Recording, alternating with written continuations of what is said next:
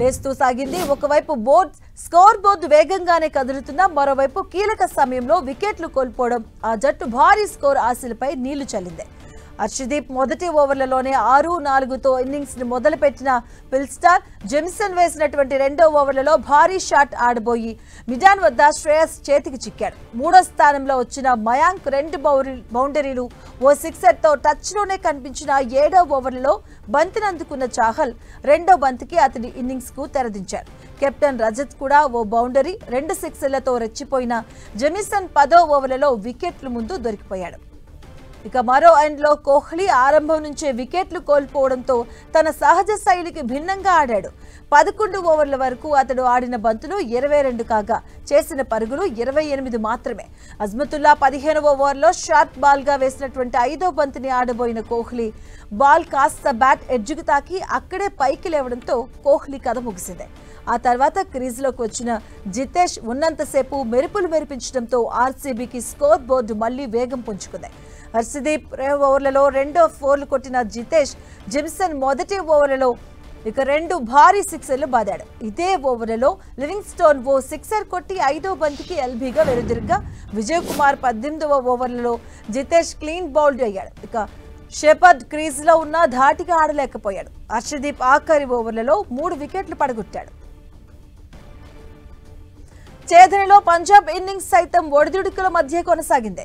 భువనేశ్వర్ వేసిన తొలి బంతినే బౌండరీకి తరలించిన చేదనను ప్రారంభించిన ప్రియాంష్ ఎదుర్కొన్న రెండో బంతినే సిక్సర్గా మలిచిన ప్రభ్ సిమ్రన్ తొలి వికెట్కు 5 ఓవర్లలో 43 రన్స్ జోడించారు. వీళ్ళు పవర్ ప్లేలో వేగంగా రన్స్ రాబట్టలేకపోయారు. ఇక హజిల్ వుడ్ 5వ ఓవర్లలో 2 4లు కొట్టిన ప్రియాన్స్ ఆఖరి బంతికి బౌండరీ లైన్ వద్ద స్టాల్ సూపర్ క్యాచ్ తో వెనుదిరిగాడు. ఇక ప్రభవ్ సిమ్రన్ ను కృణాల్ అవుట్ చేశాడు. పంజాబ్ భారీ ఆశలు పెట్టుకున్న సర్పంచ్ సాబ్ శ్రేయస్ 1 రన్ చేసి షెపర్డ్ బౌలింగ్ లో జితేష్ శర్మకు క్యాచ్ ఇవ్వడంతో కింగ్స్ కు ఊహించని షాక్ తగిలింది. ఓవర్ వ్యవధిలో 2 వికెట్లు కోల్పోయినా దూకుడిగా ఆడిన ఇంగ్లీష్ ను కృణాల్ 13వ ఓవర్లలో అవుట్ చేసి ఆ జట్టుకు మరో షాక్ ఇచ్చాడు. దీంతో బెంగళూరు బౌలర్లు కట్టుదిట్టంగా బంతులేయడంతో పంజాబ్ ఒత్తిడికి లోనైంది. 6 ఓవర్లలో ఆ జట్టు విజయానికి 85 పరుగులు అవసరం కాగా ఆ జట్టు 184 వద్దనే ఆగిపోయింది. ఇక భువి ఒకే ఓవర్లలో వధేరా స్టోయినిన్స్ ను అవుట్ చేసి మ్యాచ్ ను పూర్తిగా బెంగళూరు వైపుకు తిప్పాడు. శశాంక్ ఆఖరి ఓవర్లలో మెరుపులు ఆ జట్టు ఓటమి అంతరాన్ని మాత్రమే తగ్గించాయి.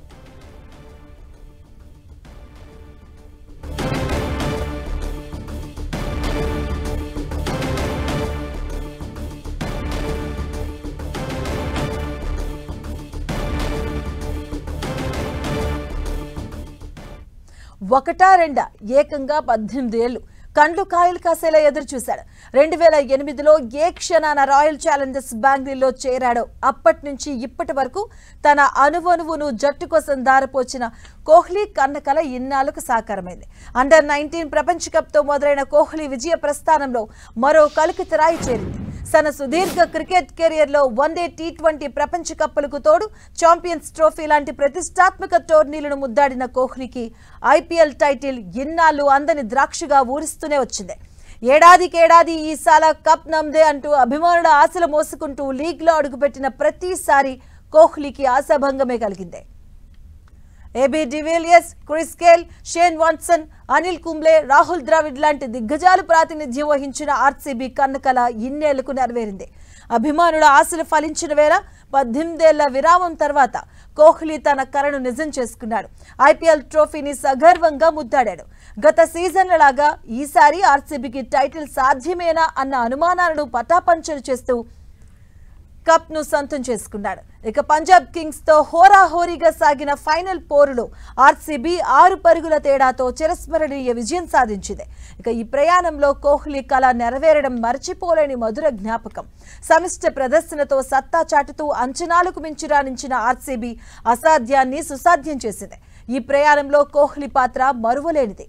మ్యాచ్ మరో 2 ఓవర్లలో ముగుస్తుంది అనగా అప్పటికే ఒక అంచనాకు వచ్చిన కోహ్లీ తన భావోద్వేగాన్ని నియంత్రించుకోలేకపోయాడు. ఉబికి వస్తున్న కన్నీటిని దిగమింగుకుంటూ విజయం సాధించగానే మైదానంలో అలాగే కూర్చుండిపోయాడు. సహచరులందరితో చిరస్మరణీయ విజయాన్ని ఆస్వాదిస్తూ మైదానం మొత్తం కలిగి తిరిగాడు. తన భార్య అనుష్క శర్మను ఆప్యాయంగా కౌగిలించుకుంటూ విజయాన్ని ఆస్వాదించాడు. మ్యాచ్ ముగిసిన తర్వాత మాట్లాడిన కోహ్లీ ఈ విజయం జట్టుకే కాదు మాకు ఎల్లవేళలా మద్దతుగా నిలిచిన అభిమానులకు చెందుతుంది అని ప్రకటించాడు. ఆర్సీబీతో 18 ఏళ్ల సుదీర్ఘ ప్రయాణంలో యువకునిగా మొదలై ఎంతో అనుభవం గడించారని, ప్రతి సీజన్లో నా శక్తినంతా ధారపోశానని చెప్పాడు. ఇక ఇన్ని రోజులకు కప్ను సాధించడం మర్చిపోలేని అనుభూతినిచ్చింది అన్నాడు. ఇక చివరి బంతి తర్వాత భావోద్వేగాన్ని నియంత్రించుకోలేకపోయానని, తన హృదయం శరీరం బెంగళూరుతోనే అన్నాడు కోహ్లీ. ఇక ఐపీఎల్ 2025 ఫైనల్లో రికార్డుల రారాజు విరాట్ కోహ్లీ మరో చరిత్ర సృష్టించాడు. ఈ మ్యాచ్లో 3 4లు బాది విరాట్ క్యాష్ రిచ్ లీగ్ చరిత్రలో అత్యధిక బౌండరీలు సాధించిన ఆటగాడిగా రికార్డు నెలకొల్పాడు. ఈ మ్యాచ్ ముందు ఈ రికార్డు శిఖర్ ధావన్ పేరిట ఉండేది. ఇక ఐపీఎల్లో శిఖర్ 768 బౌండరీలు బాదగా విరాట్ ఈ మ్యాచ్లో ఆ మార్కును క్రాస్ చేశాడు. ప్రస్తుతం విరాట్ ఖాతాలో 770 బౌండరీలున్నాయి. ఇక ఈ మ్యాచ్లో విరాట్ మరో భారీ రికార్డును సొంతం చేసుకునే అవకాశాన్ని మిస్ చేసుకున్నాడు. ఈ మ్యాచ్లో విరాట్ 86 పరుగులు చేసింటే ఐపీఎల్ చరిత్రలో 3 సీజన్లలో 700 పరుగుల మార్క్ను తాకిన తొలి ఆటగాడిగా సరికొత్త చరిత్ర సృష్టించేవాడు. అయితే విరాట్ 43 పరుగులకే అవుట్ కావడంతో ఈ సీజన్లో అతని పరుగుల సంఖ్య 657 పరుగుల వద్ద ఆగిపోయింది. విరాట్ 2016వ సీజన్లో 973 పరుగులు, 2024 సీజన్లో 741 పరుగులు చేశాడు. ప్రస్తుతం విరాట్తో పాటు క్రిస్ గేల్ ఒక్కడే 2 సీజన్లలో 700 పరుగుల మార్క్ను తాకిన ఆటగాడిగా ఉన్నాడు.